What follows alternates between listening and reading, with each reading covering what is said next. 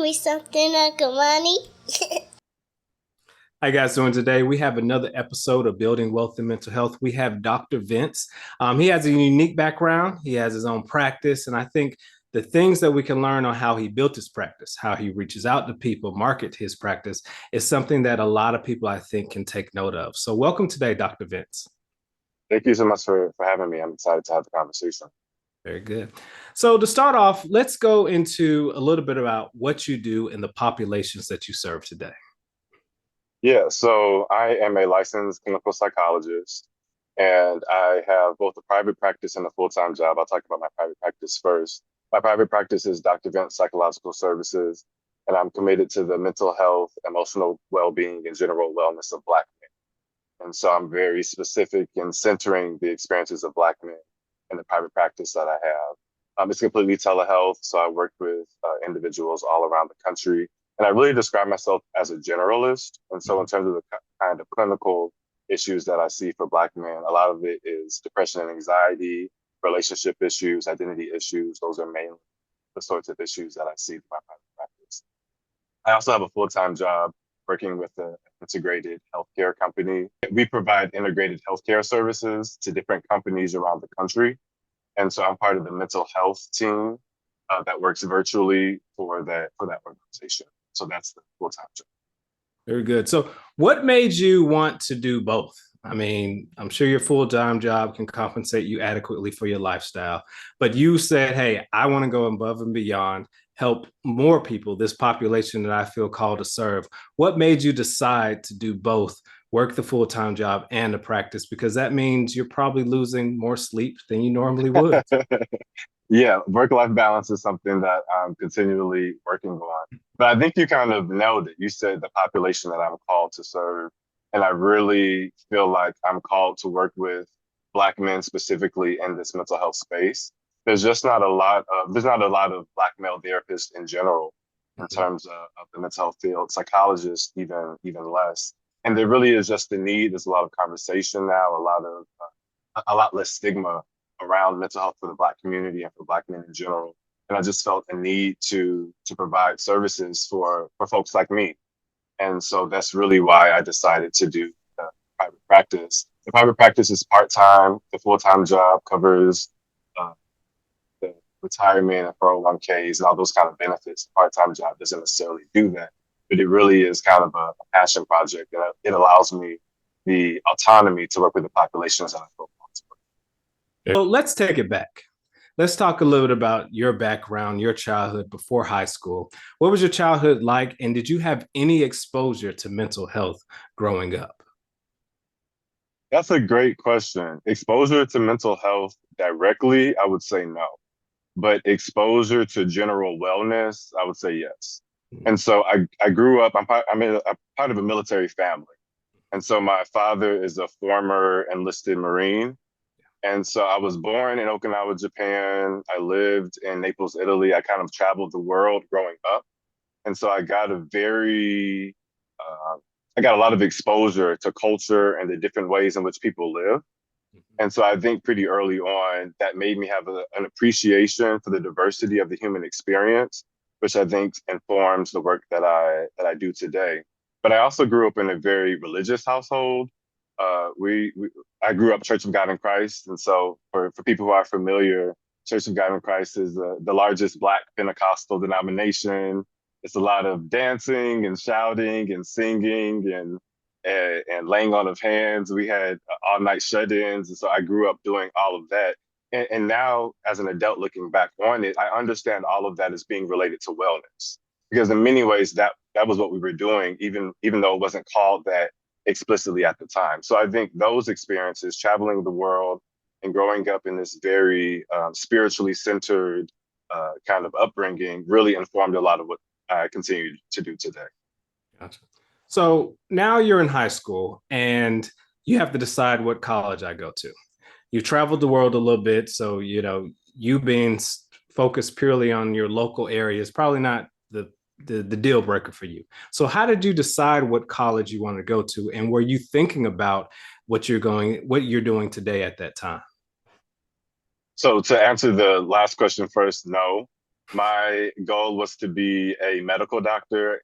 My grandma always told me that I was going to find the cure for cancer, and she really believed that, as if cancer is like one thing and I was going to find the cure. And so, yeah, in terms of wellness, yes, I was already kind of thinking that, but I was thinking more so the medical profession.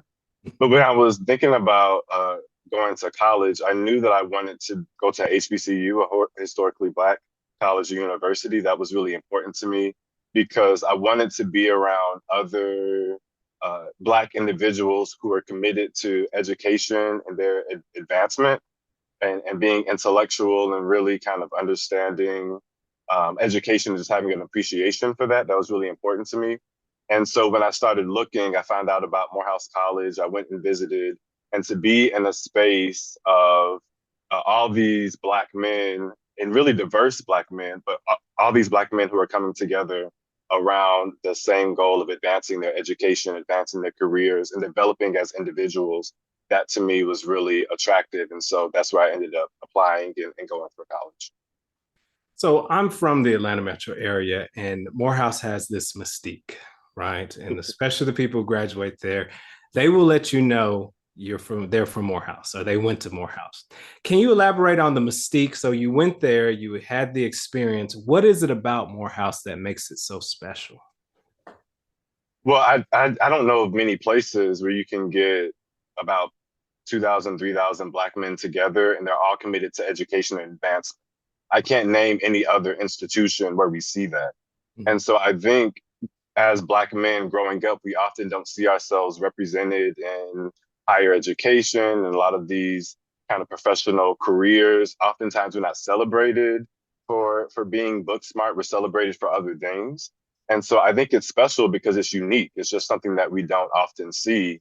And I think for a lot of us, it's a really powerful and transformative experience to go from being one of only, which was my experience being in AP classes and all these advanced honors classes, to go from being one of the only Black students, particularly Black male students in these advanced classes, to being at a school with everybody else who also was one of the only Black male students in their class, and that's just normal. And everybody is smart, and that's normal. And everybody is looking to attain success in their professional careers, and that's normal. So there just aren't a lot of spaces where that is encouraged among Black men. So I think that's what makes it so unique. Very cool. So you're in Morehouse, and now you have to decide a major. What was going through your mind, and how did you decide on going on the mental health path? Or were you still undecided after you were done with Morehouse? Well, when I started, I told you I was going to cure cancer, according to my grandma. So I started off as the biology major, which is typically the path to medical school. That was my intention. And so I took my first biology class. There was a lab associated with it. We had to dissect a frog, which wasn't really my thing. And then we took the first exam, and I'll never forget, I think I got a 48 on the first exam. Yeah. Yeah, yeah, real bad. And so at that point, I had like a come to Jesus moment, and I really had to make some decisions about whether or not this was for me. At the same time, I was taking a psychology of the Black experience class, and my professor, I'll never forget, his name was Brother Black. And so I really fell in love with the class. I fell in love with understanding how the experiences that we have had as Black folks in America throughout the diaspora has affected our relationship to our wellness, our relationship to how we understand ourselves, and really the power of mental health to help Black folks unlearn the things that we've learned to be true about ourselves that are very negative. And so at that time, I decided to transfer my major from biology to psychology, and then it was history from there. Wow. Okay. So you're at Morehouse, and for some reason, you wanted to go to the other side of the country. How did you Yeah. decide on your master's program? What were the things that were going through your mind at that time? So full transparency, I didn't actually want to go. So I went to UCLA for graduate school. I'm not really a West Coast kind of guy. I really had no desire to be on the West Coast. Mm. But my mentor, Dr. Hector Myers, was one of the few Black male clinical psychologists that was doing the health disparities kind of work that I wanted to do. And so Mhm. oftentimes when you're applying to graduate school at the doctoral level, you're applying to work with a specific mentor. Mhm. And so he was the mentor that I wanted to work with, which is why I ended up applying to UCLA. So I was really more so attracted to him and the opportunity to work with him than I was to the school or the city itself. Getting my master's was just part of the doctorate program. It was kind of like a stepping stone. You get it. I think it was about the first year and a half, second year, but all of us still continued. So it wasn't necessarily a master's program. It was a doctoral program, and getting your master's was just part of the program. Gotcha. So, what is it about the culture in LA? Like, what are some of the things that you took from it? What are some of the pros and cons about your time in LA? And if you can apply it to today, does it influence your practice at all? Yeah, so I'm originally from Northern Virginia, DC area. That's where my parents retired after traveling the country. I went to Morehouse for undergrad. So I'm a very East Coast, Southeast kind of a guy culturally. The West Coast is just a completely different culture. Nothing wrong with it, but it just didn't necessarily align with me. But what I will say that I appreciated about that experience, given my upbringing, just traveling the country, LA is a very diverse city. Yeah. And so it exposed me just to additional diversity, even that we have here in the country, different ethnicities and communities, different food, even being at UCLA and some of the classmates that I had. It was just additional exposure to the rich diversity that we have as human beings. And so that I would say that I definitely appreciated about the experience. Yeah. So, and I want to take a step back. So, you're in Morehouse. Who told you that it would be a great idea to get your doctorate? Because a lot of people get hung up Mhm. on the commitment as far as time to be in college. So, somebody really had to sell you, this is what you should do. Who was that, and what was that sales pitch like? Well, Yeah. So I was told pretty early on that you can't do anything with a psychology degree unless you get a doctorate. And so I kind of had in my mind early on that if I actually wanted this to be a career, the doctorate was kind of the only option. And so that kind of came from mentors and different people that I had, different professors that I had while at Morehouse. I also had the opportunity to be part of a research program that was sponsored by the National Institutes of Mental Health. And so part of that program, they actually prepared us for graduate school. And so it was a 2-year program for students from underrepresented backgrounds who wanted to be in the mental health field. And so we did conferences and presentations, we did research. I had the opportunity to spend a summer at Purdue doing research. I spent a summer in Cape Town, South Africa, with the University of Pennsylvania from that program. And so I've had a lot of different opportunities doing research that actually prepared me for graduate school. But I knew pretty early on that if I wanted to actually be successful in this career as a psychologist, having a doctorate for me was the only option. Gotcha. Yeah, that's important. I think what I've heard a lot doing this is that getting that research experience as early as possible is an asset because I think that helps you apply and you looked at more favorably. So you're in LA. Let's say you're going for the doctorate, and after you got your doctorate, you have to do something called a practicum. Mhm. What did you decide your practicum on? What was your strategy, and what were you thinking about? Yeah, so I did my internship, which was the last year of graduate school. I did that at Georgia State University in the Counseling and Testing Center. And that training program is really devoted to infusing cultural awareness and diversity issues into the mental health field. And that wasn't something that I had had in such an intentional way in my training up until that point. And so, really, I enjoyed it so much that I wanted to get more of that experience. And so I just stayed at Georgia State, and I had a postdoctoral fellowship sponsored by the American Psychological Association, which allowed me to stay there for 2 years and to continue to do the work that I was doing at Georgia State, working in the Counseling and Testing Center. How did you how were you able to stay longer? Like, did you hear about that opportunity? Did you apply? Did they approach you? How did that manifest itself? So I've always been of the mind to apply for everything. And so any opportunity that I've wanted, I just applied, whether I thought I qualified or not. It's worked out for me because there were some things that I never thought that I would actually qualify for, but still applied and I got, and it kind of changed the trajectory of my career.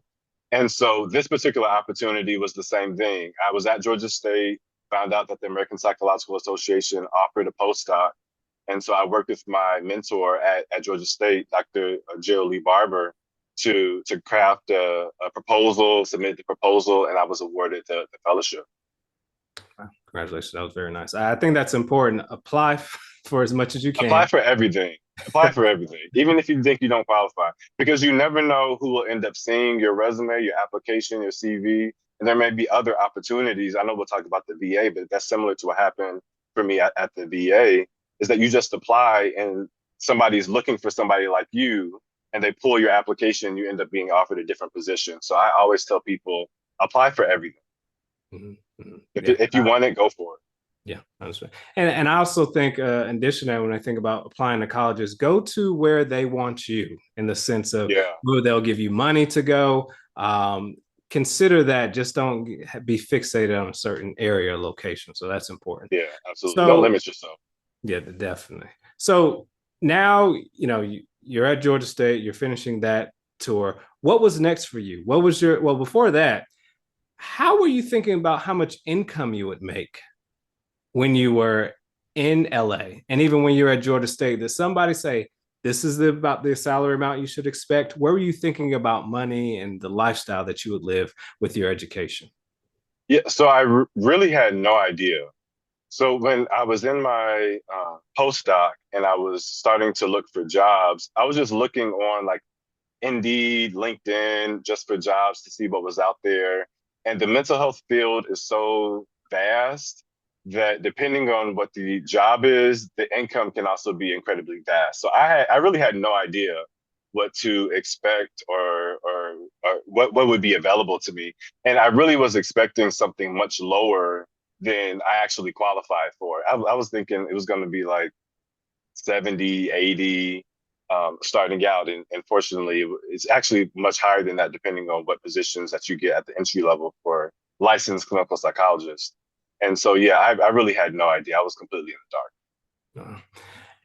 And so let's talk about getting licensed. What was your journey? What strategy did you use? Did you have supplemental studies? How did you get your license? So the licensure process for me was like a part-time job. So I would work during the day and study at night. There were other postdocs who were also applying for their licensure at the same time. So we would study together. I had supplemental materials that I used. I had courses that I took, materials that I got from other people who had been through the process. And so I graduated in 2016 and I was licensed in 2018. Mm-hmm. And so for me, I took a little bit longer because I had a longer postdoc. Some people do it sooner. And I also didn't want to have to study for the licensure exam. Just full transparency, because it was hard. Yeah. So I took a little bit longer than most people take. Okay. All right. So after Georgia State, where was your next stop? So when I was finishing my postdoc, I started looking for jobs. And again, applying for everything. I found a job at Moody Air Force Base in Valdosta. Had no intention of being in Valdosta, no intention of working on an Air Force base. But I saw the job. Indeed has a button where you could just automatically send your CV, your resume. So I said, send it to these folks. And I just kept looking for jobs. They actually called me back. We negotiated salary, and I ended up moving a few months later and working at Moody Air Force Base in their mental health clinic on base, working with active duty service members. So, when I just was able to obtain my degree, I understand applying everywhere. But when they respond back and they says Valdosta, yeah, what was in your mind? So, you've spent some time in Atlanta, you went to LA, now you're back in Atlanta at Georgia State. Going from there to Valdosta, what was going through your mind at that point? I didn't know anything about Valdosta. This was actually primarily financial decision. And so when I'm talking to people about making their decisions, it's important to assess what your values are at the time, to be clear about what value is driving the decision making. And so my value of financial independence and financial stability was really what drove the decision. And so this was the job that was offering the highest salary. And so I wasn't even necessarily concerned about it being in Valdosta. I didn't know much about Valdosta. For people who don't know, Valdosta is about 3 hours south of Atlanta. There's not much there aside from the Air Force Base and Valdosta State University. but I didn't really care about that. I was willing to make the sacrifice to go away for a set amount of time in order to secure some financial stability. That's what was most important to me. So you're down in Valdosta on the base, and you're a civilian working at an Mhm. Air Force base. What was that like serving, our military active personnel? It was really a great experience. I learned so much about the military, just the system, also how a lot of our governmental systems, the mental health impact of the government policies that we don't necessarily see, the way service members, particularly a lot of those who are deployed to the Middle East. I had a lot of folks that I worked with who were deployed to Iraq and Afghanistan. The mental health effects of being involved in war and combat, and not even necessarily being involved in it directly, but even all the indirect positions that contribute to those conflicts overseas. It was a really great learning experience for me to better understand when we vote, when our politicians make certain decisions, there are real people on the ground whose lives, their health, their physical, mental well-being is actually affected by that. And they bring that home, they live with that themselves, it affects their families. So to see the ways in which these things that we just see kind of the big picture, it actually has a real time effects for lives and the lives of service members and their families. And so it's a really eye-opening experience to learn that. Can you speak on that a little bit more? Because I think we as civilians who don't have to go overseas fight these wars. What happens to somebody who is lived a normal American life, is shipped to Iraq to fight for our country, live in the desert in some cases, Hmm. actively have to have bullets going across your head, actually potentially having to Hmm. kill somebody? Like, what happens to the mind when somebody goes through that? Well, your mind, anytime you're experiencing trauma, your mind kind of modifies to be able to survive the trauma. And so typically when we experience trauma, it's like an acute thing, like you experience one incident, like a car accident or a shooting or something like that. But for these service members, they're living in consistent, unpredictable trauma for months at a time. And so it really changes them in terms of how they see the world for some of them, not necessarily for all of them, but in some of the service members that I worked with, how they see the world, what they think about the government in some ways. There was a lot of post-traumatic stress disorder that I had to work around. So living in that kind of trauma, our minds are not made to live in trauma for a prolonged period of time.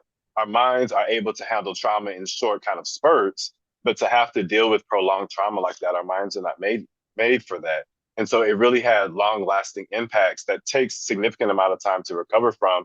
And some people never fully recovered. Like it just changed who they are as individuals and made it really difficult for them to adjust back to civilian life when they came back to the States. Wow, that's impactful. So you're in Valdosta, and for some reason, I have no idea, you wanted to move back to Atlanta. Why did you want to move? I mean, the civilization is a little overrated, but what made you decide to move from Valdosta to Atlanta? So going to Valdosta, my plan, and I also was told this by different mentors, was to only stay there for a set amount of time. So for about a year and a half. And so as I was nearing that year mark, I Valdosta had kind of run its course. I was driving back and forth to Atlanta almost every weekend, putting all the miles on my car. I had reached a certain level of financial stability that had drove my decision to be there. And so being there was no longer serving what I initially needed to be there for. Like I achieved what I wanted to accomplish by being there. And so once I got to that point, I decided I wanted to be back with my friends and family here in Atlanta. And so I sought out some opportunities. The VA just so happened to be hiring. I applied and they accepted, and that's how I ended up back in Atlanta. You said something repeatedly through this conversation, a mentor, I was advised. Where did you get this mentality to listen and be receptive to counsel? Oh, that's a good question. So honestly, this is where my church upbringing probably comes into play Mhm. because growing up in church, one of the things that we always did was revere the elders. the elders of the church, the wisdom that they brought was always respected, sometimes to a fault, like that they were untouchable, which, that's a separate conversation. But I think that culture around really respecting the elders amongst us and what they have to say is something that carried me throughout in a lot of different areas of my life. And so somehow when I've been in different situations, I've always found elders that were in those spaces, whether they were formal mentors, like when I was in grad school, Dr. Myers was formally a mentor, or more informal mentors, like I had another mentor at Miss Barron at Moody Air Force Base. That I always found elders, people who had wisdom, who had been in these positions longer than I, and tried to glean wisdom from them. And so whenever the elders speak, I listen, and it served me well. I like that. I like that. So contrast your time at the Air Force Base versus the VA. Like, what was the types? Was it a different population? Did they have similar trauma? What were you doing at the VA that was different than the Air Force Base? So pretty much it was the same, working for the Department of Veterans Affairs, it's the same population, but just a different side. And so active duty service members are still enlisted. At that time, I was working for the Air Force, working for the Department of Veteran Affairs. They've gotten out of the military in whatever way, retirement or discharge or whatever. And so oftentimes they're dealing with the longer term physical and mental health effects of their time during the service. Whereas while I was at Moody Air Force Base, they're dealing with the real time effects what they're dealing with of what they're experiencing at that moment. And so sometimes it actually was more challenging at the VA because these are longer term issues that I had Korean War veterans, I had Vietnam War veterans, people who had been living with the effects of their trauma and mental health issues for a significant amount of time, which made it in some ways a very different experience from dealing with the real time effects that I was experiencing at Moody Air Force Base. And this is just the outside looking in. It would seem like you would feel like you could be more effective early on versus the VA, where these things have been onset within them for a longer period of time. You're more massaging the issue. Maybe at the Air Force Base, you could have maybe cut it off if cut it off is a thing. How do you think about that dynamic? Yeah, I hear what you're saying. For me, there's always a time to be effective. And particularly when it comes to mental health, regardless of how long it takes you to get here, as long as you get here, we can work with you. That's my perspective. Because there's a lot of factors that affect someone engaging in mental health treatment, and particularly dealing at the Atlanta VA, a lot of the population that we served, a lot of them are Black male veterans. And dealing with medical mistrust, dealing with stigma around mental health, there are a lot of factors that can affect Black men's willingness to show up to a mental health office. And so if you got here, whether you've been dealing with this issue for 30 days or 30 years, I'm happy to see you and we can figure out what to do to help. I love that mentality. So you're at the VA, and the VA does offer a pretty nice benefit package. Was there any advice that you received about how to manage your benefits when it comes to the TSP program? I think there's other benefits they have. Did you reach out to that older mentor as you've done in the past, or did you lean on HR? How did you think about the benefits the VA offered you? Yeah, so I got feedback from mentors. I also have family members. My father, as I said before, is a former enlisted Marine. I have other family members who have spent some time working for the government.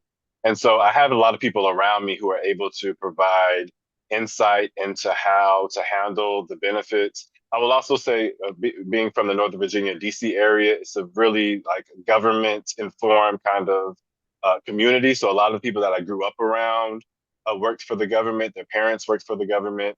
And so that kind of insight is something that I've been exposed to. And fortunately, a lot of people in my community were able to provide that kind of guidance. I love that. I love that. So you're at the VA, but apparently you did not decide to be a VA lifer.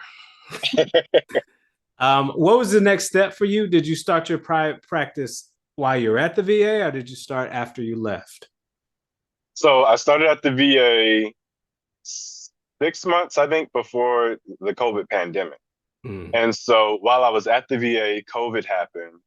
And it's funny because COVID happened in March. In February of 2020, I was at a training and a colleague of mine, Dr. Kiera Lige, she had actually already started a fully telehealth practice. And so she specializes in working with Black women. She was working with Black women virtually. And she said, "Hey, Vince, you should really do this. It's really dope." And I was like, "Girl, I'm not doing that. I don't know nothing about working virtually. There was no that training didn't happen." I was like, I ain't doing it. I need to see people in person. So March, COVID happens. April, May, we're all working from home, and we're having to work with people virtually. And so that experience of working with people virtually and the seed that Kiera had planted really got me to thinking about the ways in which I could take those skills and create something for myself. And so during the COVID pandemic, I actually started my private practice. And I already knew that I felt committed to the mental health needs of Black men. There weren't a lot of people doing that work. And so November of 2020, I opened my private practice while I was working at the VA. Very good. So let's get to the dirty side of opening up a business. So from deciding what the name is going to be, Yeah. whether you decided to go LLC, did you open up a bank account? Like, what was the nitty gritty part that I'm assuming there's a trend here? You may have leaned on mentors to figure out, but how did you think about that, doing those tasks? Yeah. So I'm gonna be fully transparent. I was in therapy at the time, and my therapist actually helped me create my private practice. And so she kind of was the mentor because I was on the fence about doing it, and she really encouraged me to do it, given some of what I mentioned about the lack of black men in the field. And so I really have her to credit for getting into the private practice. But she walked me through a lot, and then I also, as I said, Kiera and some other people who I know who are also in private practice, I was able to consult with them around how they went about making some of those decisions, LLCs, business accounts, all of that. So fortunately, again, I have people in my community who I could lean on to get some of that advice. Now let's go into, so you decide to open up a practice, but to be in business, you have to have business. You have to bring in clients. How did you think about that early on how you would gain clients within your practice? I had no idea because again, there weren't a lot of people that I saw that were really unapologetic about centering the needs of Black men in their private practice. And I'll even say I like to tell this story because I think it's important. I had a Black male psychologist when I was in the development phase of my private practice. I was reaching out to community and mentors again, and I had a Black male psychologist actually tell me that I could not be successful having a practice that focused on the mental health needs of Black men because Black men could not afford therapy. And so that was actually a really discouraging conversation, but feeling called to work with this population, I went for it, but I didn't know what was going to happen. I didn't know if I was going to have clients, no clients. He told me that people couldn't afford therapy. I wasn't taking insurance at the time. So I didn't know what was going to happen, but I created a website, again, very unapologetic about centering the needs of Black men on the website, created a Psychology Today profile, put a couple of other directories, profiles in different directories, and just opened the doors and saw what would happen. And it was much more of a success than I initially anticipated that it would be. So let's talk a little bit, because we mentioned this in our pre-call, on how you set up your Psychology Today profile. There's a lot of people who open their doors up for business, but they don't receive the same activity that you received. What were some of the steps on as far as really targeting and writing to Black men so that they would reach back out to you? My goal for the Psychology Today profile, but also just in general and how I present myself, is to be myself. I went into private practice so I didn't have to follow anybody else's rules. And so I could do my own thing and I could create and show up the way that I want to.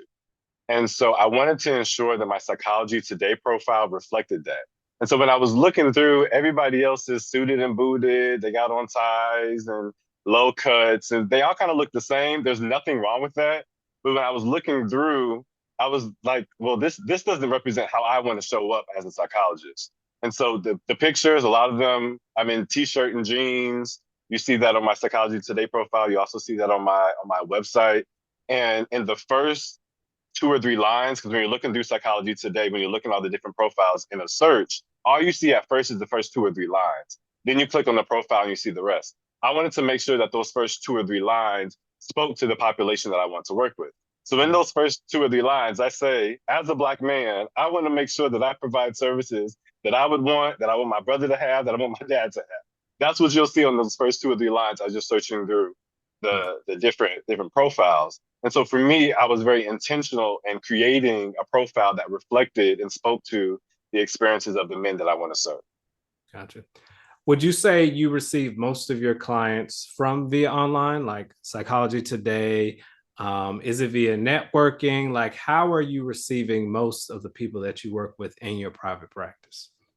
So there's a number of directories that I'm a part of. I will say Psychology Today is probably one of the bigger ones that I get outreach from. But there are a number of other directories that I'm a part of that I also get outreach from.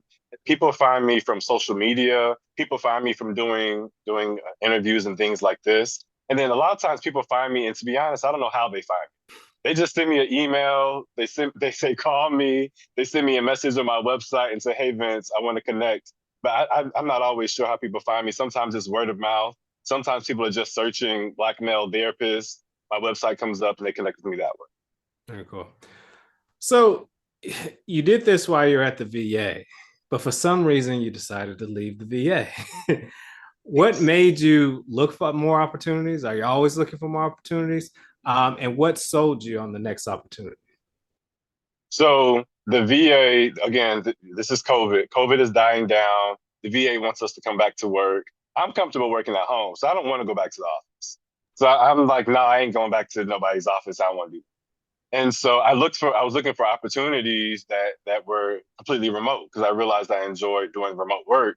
And again, going back to community and networking, I have a colleague, Dr. Aziza Belcher Platt, who she went to Spelman, I went to Morehouse. We were also together at Georgia State in the training program.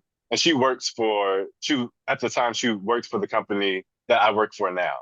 And so basically she said, hey, Vince, if you're looking for a job, they're applying. I'll put in a good word for you. She did just that. And I applied, got the job, and that's where I am now. Very cool. Very cool. So that really is the power of networking. That's beautiful. So how you contrast your job now versus the VA? Like are you working with a different population? Do you enjoy this population more? And you're remote. So how is it set up to, I guess, provide the services to your clientele? Yeah, so completely different population in terms of veterans have a lot of more issues related to being in the military. Whereas now I'm a generalist, and so I deal with issues like depression, anxiety, what we call issues of daily living, work stressors, relationship stressors, things like that, with just a more general population. So there's a lot of diversity in terms of age, race, gender, the sorts of folks that we see and the sorts of issues that we see. In terms of how it's set up, it's a completely virtual team. And so everything that we do is virtual. They send you the equipment, you get it set up. All of our meetings and stuff obviously are virtual as well. And so the entire team is virtual. Mental health, primary care providers, everybody is virtual. Cool. So how do you think about telehealth? You went from one end saying that, hey, I need to see my patients face to face. Now you requested that your next job be completely remote. And I think your practice is primarily remote as well. So think about that mindset shift and where do you see it going towards the future? Well, I think it's great, particularly for populations that are oftentimes underserved. I think there's something about going into a doctor's office that can sometimes feel stigmatizing, particularly for people from communities that historically have medical mistrust, that to some degree is eliminated if you're just talking to somebody on the phone. It feels a lot more, I think, comfortable. It's a lot more accessible. You don't have to take off of work. You don't have to get childcare. You don't have to do all these things that can be obstacles to engaging in mental health treatment. I just think it makes it easier. And then also for providers like myself, it expands the possibility of our services. So I have clients all around the country, which just wouldn't be possible if I limited myself to working with people in person. Gotcha. So now you have a conundrum. You have a full-time job that's, pays pretty well. And you also have a practice that is providing for you pretty well as well. So you have kind of a financial balancing thing you have to do. How do you think about the money that comes from your full-time job and the money that you have from your practice? Like, how do you think about that? How are you managing those things? Yeah, so for me, I keep them pretty separate.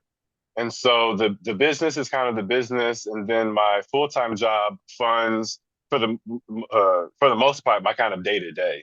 That's changing as some of my financial responsibilities are changing, but initially that was the way that I thought of it. They were pretty separate.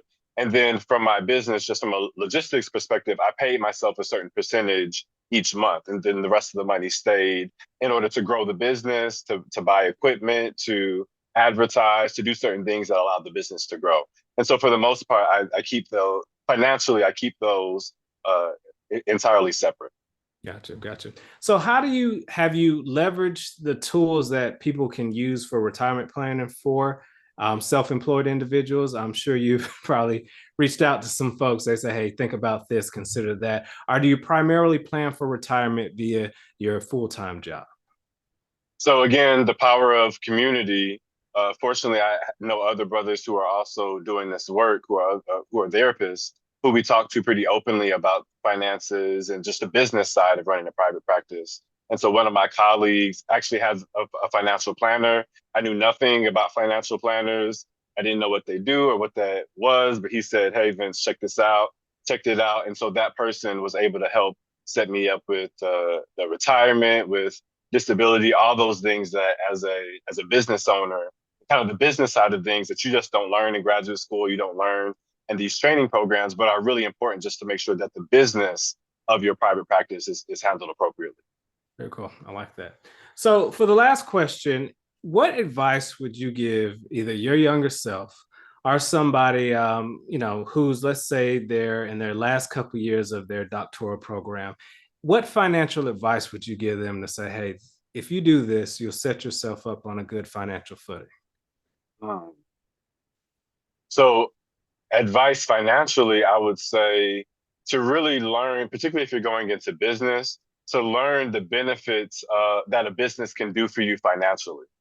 Particularly as psychologists having a LLC, but I didn't realize that I know now that I didn't know at the time. If I would have had an LLC during graduate school or a business during graduate school, even if I wasn't actively seeing patients, I could have written off books and different things that I paid for school as business expenses. I could have written off licensure and all those very expensive exams that we take as business expenses. And so all those things could have worked for me instead of working against me. And then you kind of like a broke graduate student trying to rob Peter to pay Paul type of situation. And so I would really encourage people, especially early in their career, to figure out what they can do to leverage these things so their money works for them and they're not just working for their money. And last question, I know that I said that was one last one. Who advised you on that? Was it an accountant that is telling you, hey, you can write these things off? Like, who is telling you those things? YouTube. Like, full transparency. So when I started the private practice, I did a deep dive. I wanted to be fully informed. And so I did a deep dive and I did a lot of research. I'm being facetious to some degree. A lot of it was on YouTube. A lot of it was also just reading. But then again, pulling on the community, talking with business owners and other people about how they leverage these sorts of things and what benefits there could be. I just really pulled on all those resources that are available to us. And so that's the beauty of the time that we live in, that there's so much information available that even if you don't have the mentorship, even if you don't have the community around you that's informed on these things already, that doesn't have to be an obstacle. Pull up some YouTube videos, learn how to start an LLC, learn what the tax write-offs are. The information is there. And so you just have to find it and use it to your advantage. I love that. I think that's valuable advice. Well, thank you very much, Dr. Vince. I think what you've explained is really going to help a lot of people. I think, just apply. You never know what's going to happen. Just apply, always apply. Always respect your elders, lean on them because they've been there and done that. Even when times they don't give you the best advice, as in your case, saying that you can't service a minority population, in which you are being successful doing. And definitely YouTube University. It's it's the best thing Big to do advocate. dollar for dollar. Yeah, I think Yes, it's sir. awesome. So thank you very much for coming on my show. Thank you, sir. I appreciate the opportunity.